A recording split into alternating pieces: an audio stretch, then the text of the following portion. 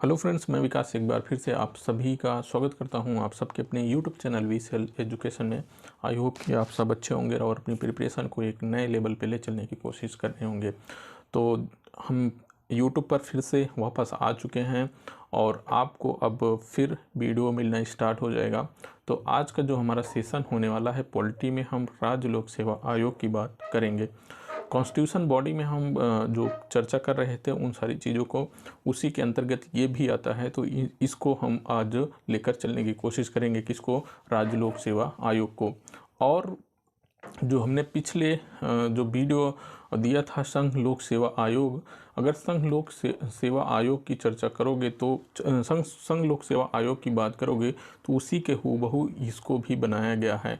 तो और अगर इसके अपने संविधान में बात करें तो संविधान में इसे किसके 315 से लेकर के 323 और संविधान के तीसरे 14वें भाग में इसको रखा गया है।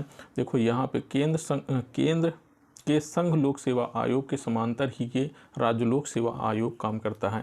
तो मतलब हमें, जैसे कि आपने जो union public service commission UPSC के बारे में अगर आपने नहीं जाना है तो हमने उसको वीडियो अपलोड कर दिया है, वहाँ से आप यूनियन पब्लिक सर्विस कमीशन के बारे में जान सकते हैं और हूबहू उसको जानेंगे। उसके बाद हूबहू ये चीज़ें हैं राज्य लोक सेवा आयोग, राज्य लोक सेवा आयोग है, तो इसके बारे में भी आप इस वीडियो से जान जाएंगे। तो चलिए, आज का जो हमारा ये राज्य लोक सेवा आयोग का जो सेशन होने वाला है, इसमें इसकी जो संरचना है, योग्यता है, नियुक्ति है और बर्खास्तगी इसको कौन करता है, उन सारी चीज़ों के बारे में जानने की कोशिश करेंगे। तो चलिए अपने इस सेशन को स्टार्ट करते हैं। और स्टार्ट करने से पहले बताना चाहते हैं, यदि आपने हमारे यूट्यूब चैनल को सब्सक्राइब नहीं किया है तो जाके तुरंत ही सब्सक्राइब कीजिए और बेल आइकन को प्रेस करिए, जिससे कि हम जब भी अपना नया वीडियो अपलोड करें तो आपके पास एक नोटिफिकेशन पहुंचे और आप हमारे द्वारा जो भी वीडियो अपलोड किया जाए आप उसे देख सकें। तो चलिए आज की इस सेशन को स्टार्ट करते हैं। किसको? राज्य लोक सेवा आयोग को। देखो, राज्य लोक सेवा आयोग की बात करते हैं तो हमने बताया कि ये किसके, जो संघ लोक सेवा आयोग है उसी के समांतर ये भी काम करता है। इसके गठन की बात करें तो इसमें क्या होते हैं, जो सदस्य होते हैं और एक अध्यक्ष होता है और कुछ सदस्य होते हैं। और इनका जो प्रावधान किया गया है हमारे संविधान के 14वें भाग के अंतर्गत, जो आर्टिकल 315 से लेकर के 323 के अंतर्गत इनका प्रावधान किया गया है।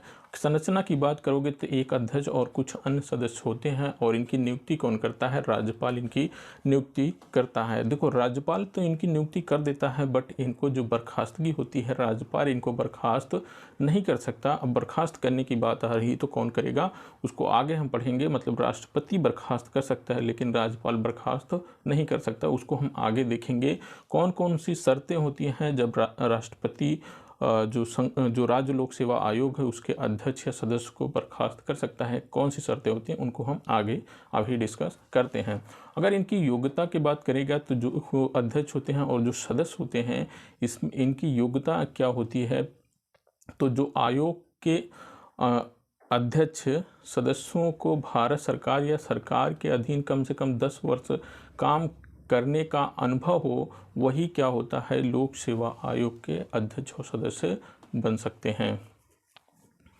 तो यहाँ तक हमने चर्चा कर ली। उसके बाद अगर इनके वेतन की बात करेगा तो वेतन क्या होगा, इनको राज्य की जो संचित निधि होती है वहाँ से इनको वेतन दिया जाता है। और कार्यकाल ये इनका कब तक डिसाइड होता है, जब इनकी नियुक्ति होती है। नियुक्ति के जो 62 वर्ष की आयु तक इनकी क्या होती है कि इनकी जो कार्यकाल होता है 62 वर्ष। तो वहीं लोक सेवा आयोग में जाओगे तो वहाँ 65 वर्ष होता है।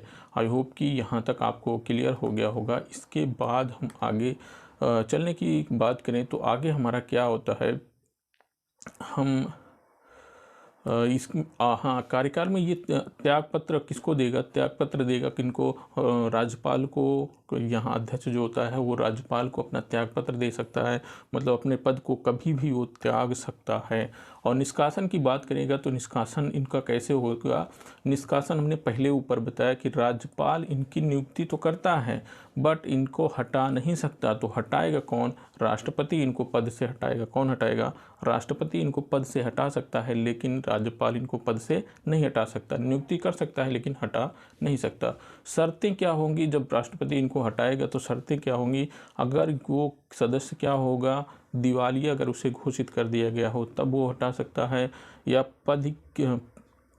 या जो पदावधि होती है उसके दौरान अपने कर्तव्य का पालन सही से नहीं कर रहा हो और कर्तव्य या के बाहर किसी वैतनिक कार्यों में लगा हुआ हो, तब भी उसे क्या किया जाता है? राष्ट्रपति के द्वारा हटाया जा सकता है। और अगर राष्ट्रपति ऐसा समझता है कि मानसिक या शारीरिक अक्षमता, मतलब अगर राष्ट्रपति को ये लगता है कि वो मानसिक रूप से या शारीरिक रूप से सक्षम नहीं है वो अपने पद पे रहने के लिए, तब भी राष्ट्रपति क्या कर सकता है? उसे हटा सकता है। और क्या शर्तें होती हैं? राष्ट्रपति राज्य लोक सेवा आयोग के अध्यक्ष या अन्य सदस्यों को उनके कदाचार के कारण हटा सकता है। मतलब उसका व्यवहार, कदाचार व्यवहार अगर सही नहीं है तब भी राष्ट्रपति क्या कर सकता है? हटा सकता है।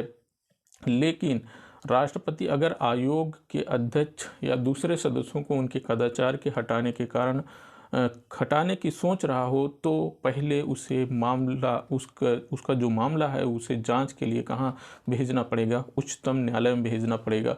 अब उच्चतम न्यायालय में जांच के लिए किसको भेजना पड़ेगा? कि राष्ट्रपति अब समझ रहा है कि इसके कदाचार और व्यवहार सही नहीं है तो उसकी जाँच के लिए कहाँ भेजना पड़ेगा इस राष्ट्रपति को?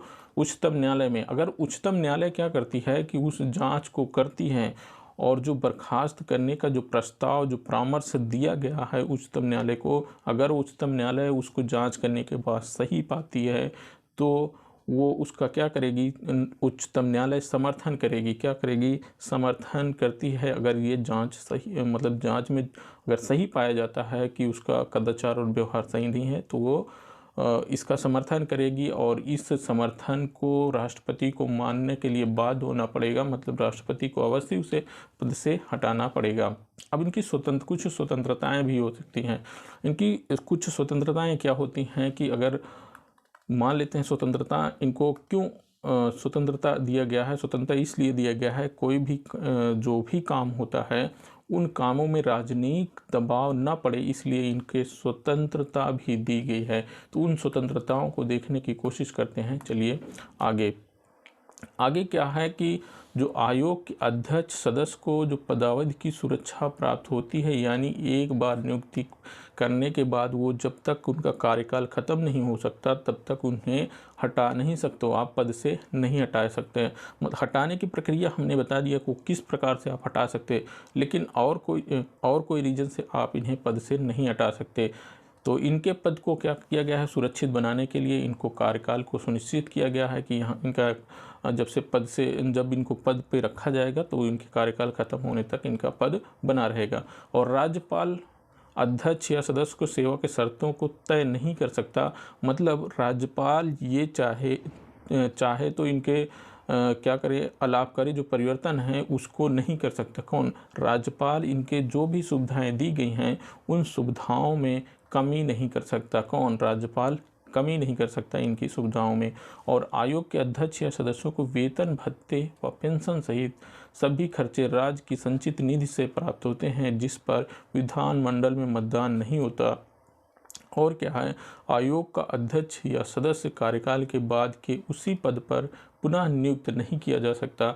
मतलब अगर इसका रिटायर होता है तो इनका कार्यकाल खत्म होता है तो ये उसी पद पर नहीं बन सकते लेकिन उसके उच्च पदों पर जा सकते हैं। लेकिन यही संघ लोक सेवा आयोग की बात करेंगे तो संघ लोक सेवा आयोग अगर रिटायर हो गया तो वो किसी काबिलियत नहीं रहेगा, उसको वो रिटायर ही हो जाएगा। मतलब एक बार में वो रिटायर हो गया जो संघ लोक सेवा आयोग का सदस्य होता है। लेकिन ये अपने उस पद पर नहीं बन सकता लेकिन और अन्य पदों पर ये क्या कर सकता है? बन सकता है। अब इनके कार्यों की बात करें, देखो जो राज्य लोक सेवा आयोग होता है उनके कार्यों की अगर हम चर्चा करने की कोशिश करें तो जो राज्य लोक सेवा आयोग है उनके जो संघ लोक सेवा आयोग के ही समान इनको भी कार्य को डिसाइड किया गया है। जैसे कि जो राज्य की सेवा में नियुक्ति के परीक्षाओं को कराना, परीक्षाओं को आयोजन करता है कौन? राज्य लोक सेवा आयोग ही जो राज्य की सेवाएं होती हैं उसमें जो नियुक्ति होती है उन नियुक्तियों को देने के लिए परीक्षा का आयोजन कौन कराता है?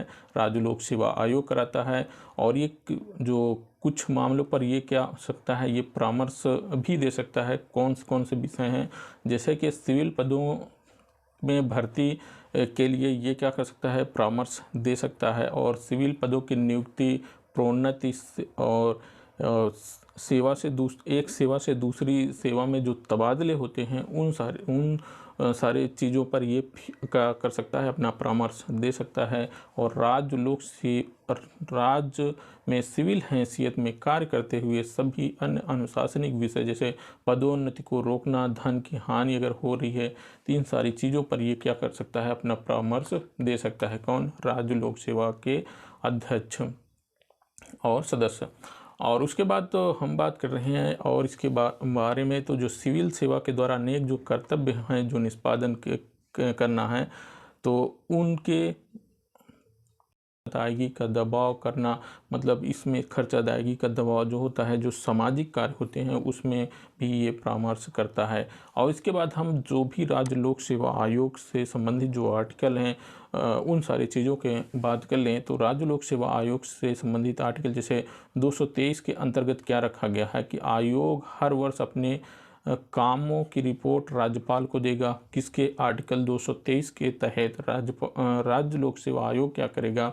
अपने हर वर्ष की जो रिपोर्ट तैयार करेगा उसको वो किसको देगा? राज्यपाल को देगा। और राज्यपाल के इस रिपोर्ट को कहाँ ले जाकर के विधान मंडल के समक्ष प्रस्तुत करेगा।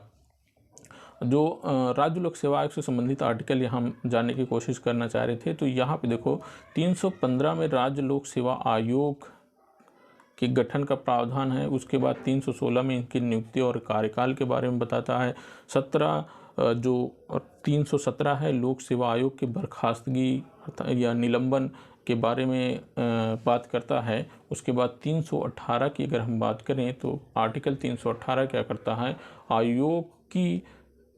आयोग के सदस्यों के एवं कर्मचारियों की सेवा शर्तों संबंधी नियम बनाने की शक्ति किसको आर्टिकल किसमें है? 318 के अंतर्गत रखा गया है। 319 में आयोग के द्वारा सदस्यता समाप्त के पश्चात पद पर बने रहने पर रोक है। मतलब ये आयोग अगर उसका सदस्य का कार्यकाल समाप्त हो गया है, उसका सदस्यता समाप्त हो गई है, तो वो अपने पद पर नहीं बना रह सकता। ये आर्टिकल किसमें है? 319 के अंतर्गत रखा गया है। आर्टिकल 320 क्या करता है? लोक सेवा आयोग के कार्यों के बारे में वर्णन होता है। किसमें? आर्टिकल 320 में। आई होप कि ये सेशन आपको क्लियर हुआ होगा। आपको कहीं भी इस सेशन में डाउट होता है तो आप नीचे कमेंट बॉक्स में कमेंट कर सकते हैं। उसके बाद हम अगले वीडियो में आपके कमेंट का जवाब ज़रूर देंगे।